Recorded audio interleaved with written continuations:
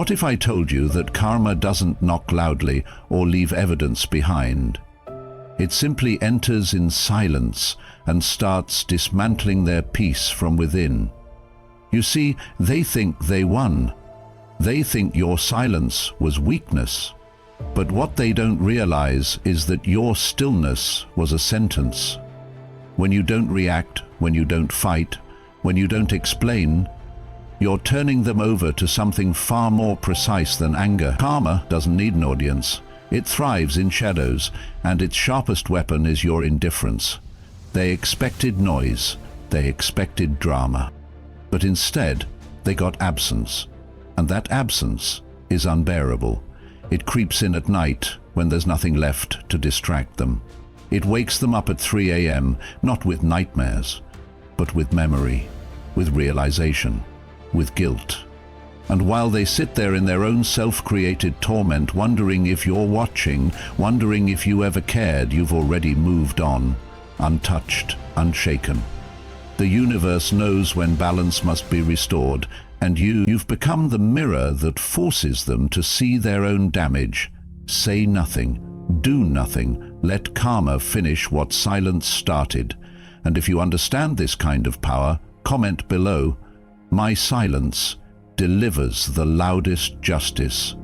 Number 1. Their overthinking is no coincidence. They tell themselves it's nothing, that what they did to you was small, that you're probably over it. But what they can't admit, not even to themselves, is that something's eating at them. Every time things get quiet, their mind starts racing. Every second of silence becomes an interrogation room. Their thoughts aren't random. They're karma's weapons. What if you saw through them the whole time? What if you're planning something they can't see coming? What if your silence isn't peace, it's power? That uncertainty, it's calculated. And the beauty is, you didn't even lift a finger. They created this mental battlefield on their own. You gave them nothing to fight, and now they're fighting themselves. You see, overthinking isn't a flaw, it's karma at work. She doesn't show up with lightning, she drips doubt like water onto stone, until even the strongest ego begins to crack. Let them spiral, let their questions echo in the void you left behind. You walked away with clarity, they're stuck with confusion that grows louder every day. If you know what it means to destroy without reacting, comment below. Their mind is the punishment. My silence is the trigger. Number 2. They laugh louder, but it's hollow. Watch them closely and you'll see it. The forced laughter, the exaggerated joy, the sudden bursts of energy that feel just a little too loud to be real. That's not happiness, that's desperation in disguise. When karma begins to sink its teeth in, the first instinct isn't to reflect, it's to distract. They try to drown the silence with noise, cover the guilt with humor, bury the consequences beneath fake smiles, but you can feel the fracture in their presence. The laugh ends too abruptly, the eyes don't match the tone, something's off, and they know it. The emptier they feel, the louder they perform, because deep down, they're trying to convince themselves that they're not bothered by what they did. But peace doesn't need a stage. It doesn't demand attention. And they've lost both. You, on the other hand, didn't need to prove anything. You walked away without the performance, and that's what haunts them. The show they're putting on now isn't for you, it's for themselves, and even they starting to see through it. If you've ever seen someone smile through a storm of their own making, comment, their smile is the mask, karma is behind it. Number 3. They mirror your calm to hide their guilt. At first, they mocked your stillness. They said you were cold, heartless, detached. But now, look closer. They've started copying it. They sit quieter in rooms they used to dominate. They respond with that same calm tone you mastered. They move slower, more controlled, like they've studied the art of not caring. But it's all mimicry, imitation. Because your calm came from truth, clarity, discipline, self-respect. Theirs? It's a disguise built out of shame. You didn't need to pretend. You became untouchable by mastering your emotions. They're trying to do the same, but underneath their foundation is crumbling. Every time they mirror your stoicism, they're not just copying you, they're haunted by you. You've become the blueprint for the person they wish they were, the one who didn't break, the one who didn't need to yell to be heard, the one who didn't beg to be understood. So they perform your silence, hoping it might save them from the noise in their own mind. But karma is cruel to imposters. What comes from discipline stands firm. What comes from fear eventually collapses. And that's exactly what's happening. You're not in the room anymore, but your presence still dictates their behavior. That's psychological dominance. You left the situation, but they're still trying to win a game you stopped playing. Let them keep performing your stillness while drowning inside. That's karma, making them carry your image like a mirror that won't stop reflecting back everything they tried to bury. And if you've ever seen someone crumble behind a calm they don't own, comment, "They wear my calm, but it burns them from within." Number 4, regret shows up in small choices. Regret rarely enters through the front door. It creeps in sideways, through habits, hesitations, and the small choices they can't explain. At first, they carry on like nothing happened, but the shift is subtle. They stop going to the places you once existed. They pause before opening old messages. They avoid certain songs, avoid certain people, avoid certain parts of themselves they can no longer look at. That's not growth, it's evidence. Evidence that karma has already slipped in and started rewiring their responses. You see, regret doesn't need to be loud, it just needs to be constant. It shows up in a glance they can't hold, in a memory they flinch from, in the way their mood suddenly shifts when your name comes up, if it even can. Because karma knows the strongest punishment is memory. The mind becomes a battlefield, and every object, sound or scent that reminds them of you becomes a landmine. That's the beauty of walking away in silence. You left nothing behind. No scene, no scar to be blamed, but you left an imprint, a psychological fingerprint pressed so deep that now even their smallest decisions are stained with your absence. They might tell others they've moved on. They might even convince themselves. But why do they hesitate when someone mentions loyalty? Why do their shoulders tense when they see someone with your kind of strength? Because their subconscious remembers. The mind records what the ego tries to erase, and now their regrets show up not as apologies, but as compulsions, tiny behaviors that scream, "I did something I can't undo." And you're not around to witness it. That's the elegance of Stoic revenge. You never needed to cause chaos. Karma is methodical. It moves like a shadow and speaks through their habits. So stay gone. Let them wrestle with the ghost of the person who did nothing and still left everything shattered. If you understand the power of haunting someone with your absence, comment below, "I left without harm. Now their habits confess the truth." Number 5. They're surrounded, but still lonely. You'll see them in a crowd, laughing, talking, putting on a performance that looks flawless from a distance. They've surrounded themselves with people, with noise, with movement. But if you pay attention, really pay attention, there's something missing behind their eyes. Connection, real connection. They've replaced it with distractions, replaced meaning with stimulation, replaced depth with attention. Because what they lost when they lost you wasn't just a relationship or an ego boost. It was the feeling of being known. The way you saw them, deeply, without illusion. That kind of gaze is rare. And once it's gone, no amount of parties, flings, or fast-paced conversations can replicate it. They try, of course. Karma makes sure of it. She gives them access to everything, except peace. They bounce from one situation to another, hoping someone else will give them what you did, without asking them to confront who they became. But no matter how many new faces they entertain, they return to the same place, alone. Because loneliness isn't just the absence of people, it's the absence of self. And karma, in her brilliance, doesn't punish them by removing their options. She punishes them by removing meaning from those options. She gives them everything that looks like joy and drains it from the inside. They go out to feel better, but come back feeling worse. They post the smiling photos, but the silence behind the screen is deafening, because deep down they remember what it was like to be seen by someone who didn't need noise to feel powerful, someone who didn't chase attention to feel valuable, someone who could sit in silence and still own the entire room. That's you, and your absence has become a mirror they can't escape.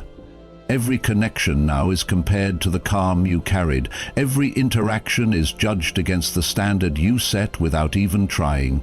They say they're fine. They say they're better off. Watch their eyes when they're alone. Watch how quickly the smile fades when the crowd thins. That's not freedom, that's fallout. Karma didn't isolate them. She surrounded them with empty noise and took away the one voice that ever made them feel seen, yours. Let them chase more. Let them gather people like trophies. It won't fix what's broken, because you didn't just walk away. You became the silence that exposes the truth in every room they enter. And if you know the power of being irreplaceable in a world full of options, comment below. I became the silence they can't fill. Number 6. Their confidence turns to control. There's a moment, right before someone breaks, where they try to tighten their grip on everything, not because they're strong, but because they're losing control. And instead of surrendering to growth, they cling to domination. You'll notice it in the way they start talking more than they listen, in the way they interrupt to correct, to defend, to dominate the frame. They need to be seen, heard, obeyed, not because they're sure of themselves, but because they're crumbling, and the only thing holding them together is the illusion of power. This is where karma becomes cruel, precise, surgical. She takes the confidence they once wore like armor and turns it into a weapon against themselves. She lets them try to control what they used to attract naturally, but now people pull away, energies shift, connections dry up, and what do? They blame others. They try harder, they push, they manipulate, they use silence, not as strength, but as punishment, because they saw you do it with grace, and now they try to replicate the effect, without the soul behind it. But you were never cold, you were calm. There's a difference. You were never trying to control, you were controlling yourself. That's what made you powerful. But they're spiraling. They raise their voice not to assert truth, but to silence discomfort. They control conversations, twist narratives, rewrite history. Why? Because somewhere deep inside they know the truth is no longer on their side. When you left, you took your peace with you. But they didn't just lose a person. They lost the last anchor to stability. And now their foundation is cracking. You'll see it in the way they micromanage others, the way they correct your memory, your tone, your truth. They want the upper hand back, but the moment you chose silence, they lost it forever. This is the part karma enjoys most, because it's slow, it's internal, it looks like power from the outside until it burns everything from the inside. They overcompensate, they posture, they perform. They tell others they're doing great but need to keep proving it every hour of the day. They call themselves healed, but their healing requires witnesses, constant applause, reassurance from weak minds. That's not strength, that's theater. And karma lets them keep acting until the stage collapses, until they can't even believe their own script anymore. You're long gone. You're not there to challenge them, not there to explain, not there to forgive. That silence, it's louder than 1,000 accusations, and every attempt they make to restore their image only confirms how far they've fallen from grace. You see, when someone loses a truly stable presence, they either grow or they manipulate. They either face the mirror or try to control the reflection, and most people aren't strong enough to evolve. They'll chase replicas, try to mold new people into your silhouette. But it never feels the same. It never lasts. Because you were never just a person in their life. You were the balance, the boundary, the quiet power they couldn't imitate. And now? They're choking on their own ego. Karma didn't need to punish them directly. She just took you away and let the void do its work. What's worse, their false sense of control becomes their prison. Every decision they make becomes a response to the loss they pretend didn't matter. Every relationship they enter becomes a power game, not a connection. They monitor texts, test loyalties, bait reactions. They've learned nothing about peace, only about pressure. Because their confidence didn't evolve into wisdom, it decayed into fear. And when someone is afraid of being seen, afraid of being left again, afraid of being small, they overcompensate with control. But real confidence doesn't cling, it lets go. It doesn't dictate. It understands. You had that, still have it, and that's what separates you from them. And now, while you grow in silence, in strength, in clean stillness, they play puppet master in a room of broken strings. Karma's justice isn't theatrical, it's internal. She doesn't need revenge, she simply removes all ease. What once flowed now resists them. What once came naturally now requires force. People feel it. Energy doesn't lie. No matter how polished their words are, something in their presence feels off, heavy, uncontrolling, unsettled, because when control becomes a mask for fear, people sense it. They may not call it out, but they'll walk away, one by one, until all that's left is them, and the echo of what they lost. That echo is you. You became the reminder they can't silence, the calm they can't fake, the power they couldn't break. You didn't need to get revenge. You became the standard. And now everything they try to hold slips through their fingers, not because it's cursed, but because they are no longer aligned with the person you forced them to confront. So let them keep grasping for control. Let them drown in strategy, tactics, emotional games. The more they try to manipulate, the more obvious their collapse becomes. And you, keep walking in silence, because sometimes the most powerful move is no move at all, just distance, just detachment, just complete, unwavering self-command. Look at the world commerce that takes only, and thus complete, unwavering self-command. If you've ever watched someone unravel in pursuit of control they never earned, comment this: their control exposes their fear. My stillness reveals my power. Number 7. They can't escape the eyes of others. Karma doesn't just work in silence, she works in mirrors. And eventually those mirrors show up everywhere, in people, in situations, in the way others begin to see them differently.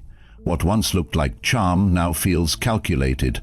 What once passed as confidence now reeks of ego. They can't hide it anymore. The energy has shifted. And even if no one says a word, they feel it. The subtle recoil in someone's tone, the hesitation before someone responds, the absence of warmth they used to command without effort. That's not paranoia, that's perception. And it's real. Because karma doesn't need to punish with thunder, she just needs to make people see clearly. And now they do. It starts small.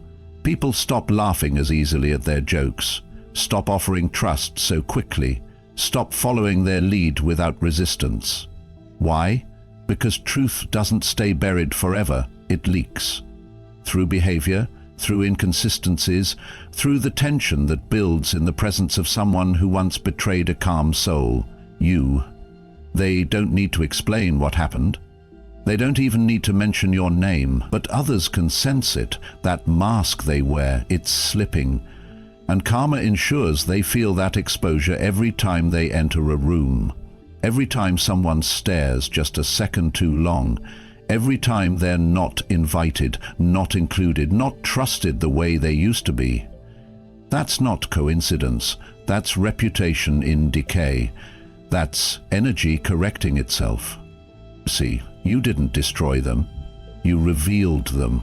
And now the weight of being exposed without confrontation is suffocating, because if you had screamed, if you had fought, they could have labeled you bitter, angry, unstable.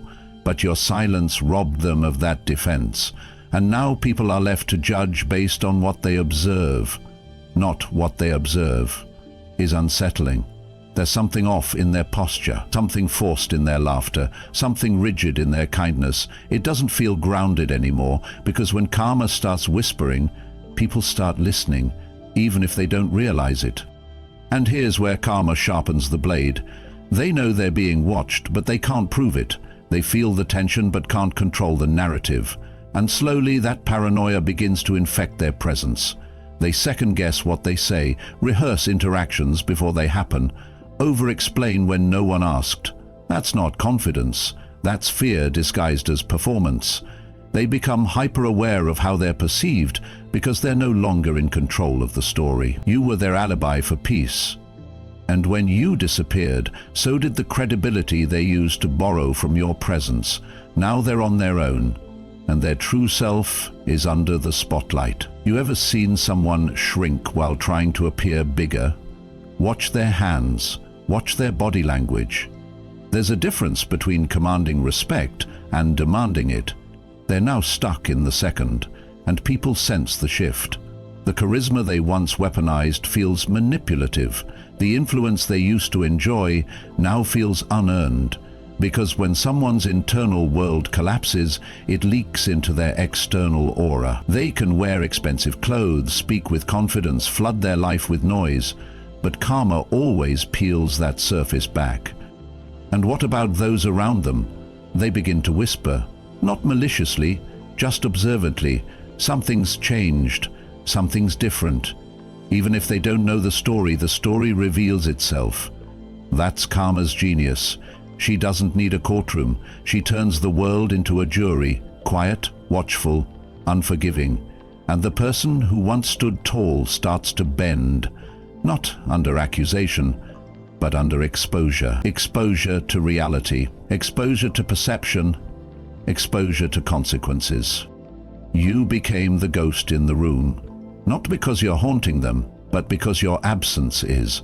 People notice when someone loses a powerful presence. They may not ask why, but they sense the void. And when that person starts to overcompensate, starts to control, starts to explain too much, people connect the dots. Maybe not all at once, but slowly, quietly. And once that image cracks, it never goes back to what it was. This is why Stoic silence is lethal, not immediately, but inevitably, because it gives karma room to speak. Loud reactions give the other person something to twist, but silence forces them to fill in the blanks, and they always do it poorly. Their guilt writes the worst version of the story for them, and others begin to read it on their face. They know something happened, they just don't know what, and that unknown carries weight. You never had to ruin their reputation, you just had to walk away with yours intact. And now theirs is unraveling, not because you exposed it, but because you didn't. There's nothing they can defend against, no attack to respond to, just eyes, watching, judging, slowly backing away. That's the karma of quiet truth. It travels through perception, through energy, through presence or lack of it. So let them keep smiling. Let them keep talking louder, laughing harder, shaking hands firmer. You'll always know the truth, and now so will everyone else, even if they never say it out loud. That's the mark you left behind. That's the judgment they now live under. Not from you, from everyone else. And if you've ever seen karma work through the silent shift of perception, comment this. They feel watched because truth leads a shadow. Number 8. Their life stalls without explanation. There's a moment karma doesn't warn them about. It's not loud, not violent, not even dramatic. It's just still. but not peaceful stillness, stuck stillness. They begin to notice that things no longer move the way they used to. Opportunities dry up, plans fall through, people hesitate to collaborate, progress slows, life becomes a grind, and they can't explain why. That's karma in her quietest form, taking the momentum they once had and pressing pause, not out of punishment, but to reveal what they've buried. You see, when your life begins to stall, it's not always bad luck. Sometimes it's a correction, a mirror held up to the soul, reflecting everything you refused to deal with.